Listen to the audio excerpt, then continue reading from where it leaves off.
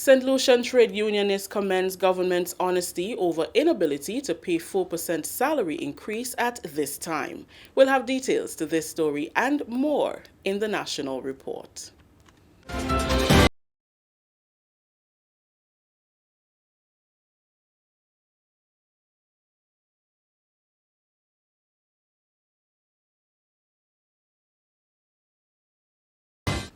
With the details to the news for Friday, January 22nd, 2021, I am Rikisha St. Louis.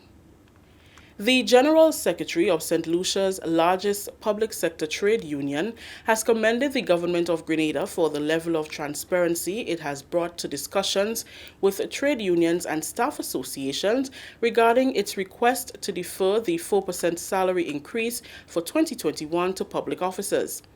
In its request for a deferral of payment, which amounts to $13.2 million, government explained that the COVID-19 pandemic has placed undue burden on its financial resources because it led to a reduction in revenue generation, while at the same time government had to take immediate emergency policy action to provide support to households and businesses, which involved significant unplanned expenditure.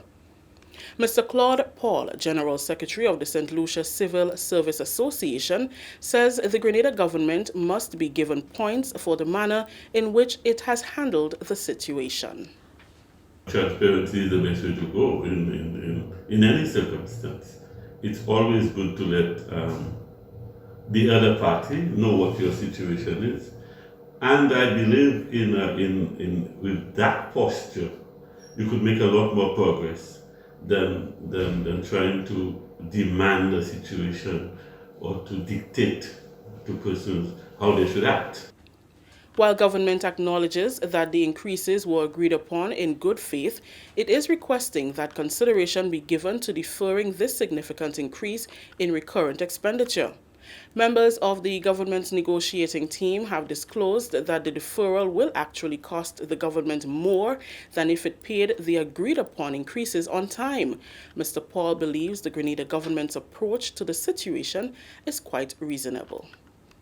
The Minister, Oliver Joseph, appeared to have laid all the cards on the table, and I think that is a positive thing in terms of transparency. And so when he sought to explain the position, I cannot speak for the unions in Grenada, obviously, because I don't know if there's another side to the story.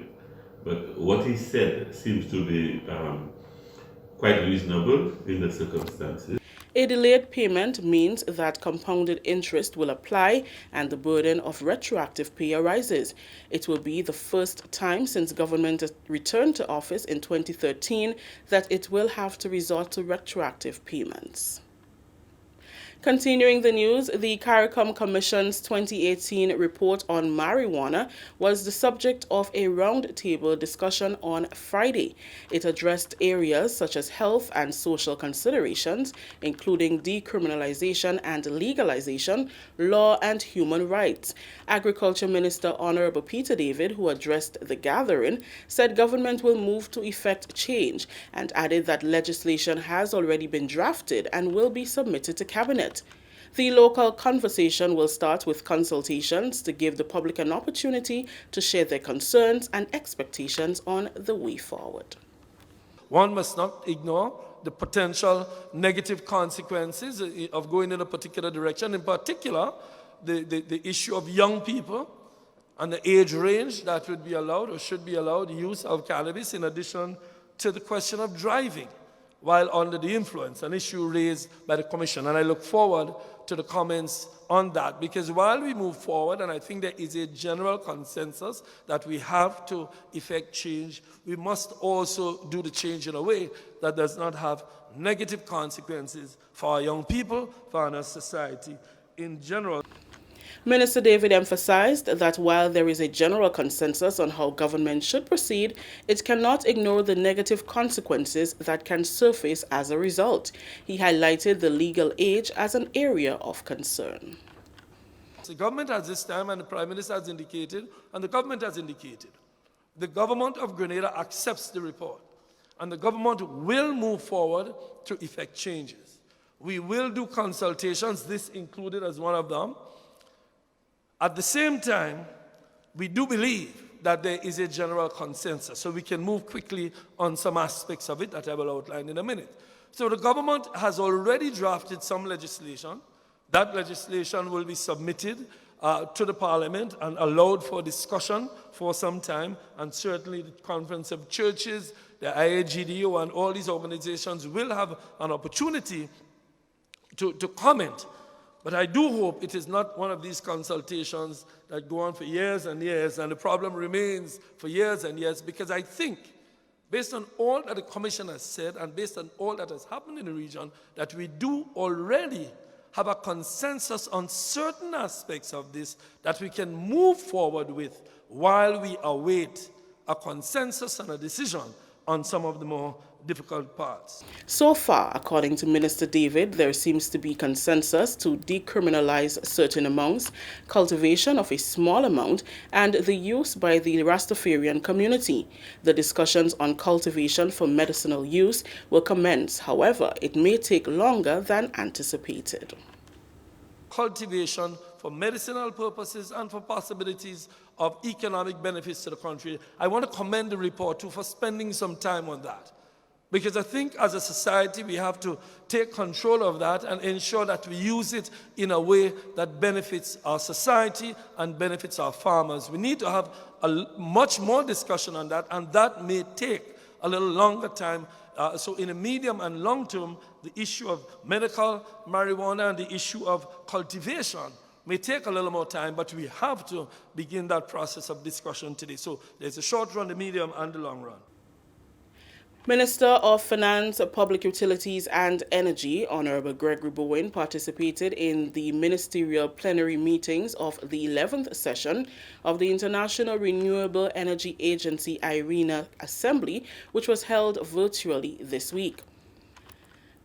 As the supreme decision-making organ of IRENA, the Assembly, comprising 163 members, is the major global platform for inclusive and diverse discussions on all facets of the energy transition worldwide. The session brought together heads of state, ministers, and energy decision-makers, as well as multilateral organizations, global stakeholders, and private actors to reassess long-standing assumptions, perceived barriers, and default decisions. Participants also discussed the energy transition as an investment for the collective future of countries and the planet. The overarching theme was COVID-19, energy transition. During the discussions, members reflected on the needs and priorities of their respective countries and shared their experiences towards achieving a green recovery, which in turn will inform the future work of the agency. Heads of state and ministers of IRENA member countries also committed to raising their ambition to reducing carbon dioxide emissions from all sectors and to accelerating the transition to renewable and clean energy by 2030 in their second naturally determined contribution, the second NDC, to the United Nations Framework Convention on Climate Change. In his presentation, Minister Bowen reported that Grenada has already submitted its second NDC to the convention and is committed to transition to renewable energy by 2030. Our renewed commitment is to reduce greenhouse gases emissions by 40% of the 2010 emissions levels by 2030 through interventions in the following sectors: energy, including transport, waste, forestry, industrial processes, product use, and hydrofluorocarbons. We'll also leverage mitigation co-benefits of adaptation actions. In the area of electricity energy generation, the focus will be transitioning to renewables through investments in solar, wind, and geothermal, with a target of 50% by 2030, up from only 1.5% at present. The minister advised IRENA that to achieve its ambition, Grenada will require support in a number of areas, including the strengthening of regulations, grants, and concessional financing. Grenada is committed to ensuring that its energy policy is followed through oversight and monitoring, strengthening the newly created enabling legal environment for renewable energy and energy efficiency implementation following the removal of the barriers imposed by powerful fossil fuel private sector interest. To fully implement the mitigation measures contained in this NDC, Grenada will require grants and other concessional financing, support for capacity building and institutional strengthening, and access to appropriate technologies.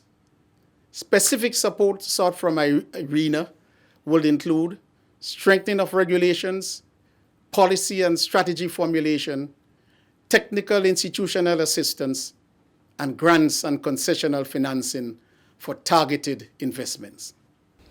Minister Bowen also thanked IRENA for facilitating the grant assistance from the UAE Caribbean Renewable Energy Fund for a solar battery PV hybrid system, which will be implemented in 2021, moving electricity generation on the sister island of Carriacou to 50% renewable. This is the National Report. The news will continue after the break.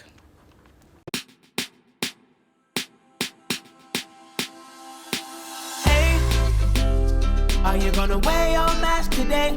You see everywhere you go, there are rules you got to follow, so don't you say COVID-19 will delay.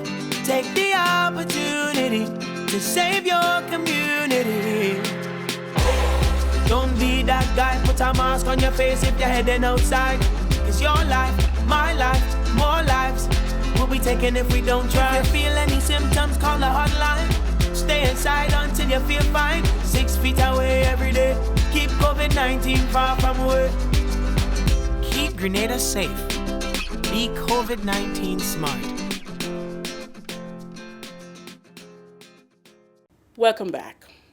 Tourism Minister Honorable Clarice Modeste Kerwin says Grenada's tourism sector is being restricted by the high cost of energy. She said the island cannot compete with others if the barrier to good production and profitability stems from the high cost of electricity. The tourism minister was, at the time, contributing to the discussion in the lower house on the repurchase of WRB shares. Minister Modeste Kerwin said the Grenada Tourism Authority, GTA, recently did research on the impact of the cost of energy on the tourism sector, and it was found that 56% of hotels' total expenditure was consumed by electricity costs. They have given us an average of 56% of properties' total expenditure, and they did that for hotels and they did it for restaurants. 56%, more than half, is just for electricity alone. So you're not talking about salaries for people. You're not even talking about employing the numbers that you may need, because if you have a 5-star hotel and a AAA as Spice Island Beach Resort, you have to employ the appropriate staff, appropriately trained and have the experience, and the appropriate numbers so that you keep your stars. And if you have to spend all of that for more than half of your revenues for electricity alone, it hinders you, it impairs you, it restricts you to how much you can spend on your staffing, how much you can spend to improve the plant, because you have to be constantly upgrading, and we should be, but owners are seriously restricted by that. She listed the friendliness of the people, the tourist attraction sites, as contributing factors to the recurring growth in the sector. The cost of electricity affects the room rate. And if we check, and when I go to meetings, they always say Grenada's room rate is high and cannot compete with others. Thank God for a beautiful country, a beautiful environment, and thank God for wonderful people that keep people coming back. But if it was just the cost alone, Mr. Speaker, we would fail abysmally when we compare to others. That story just ended the National Report for today, Friday, January 22nd. Recapping the top story. St. Lucian Trade Unionists commends government's honesty over inability to pay 4% salary increase at this time. On behalf of the entire news and production team, I am Rikisha St. Louis saying thank you for joining us. Until next time.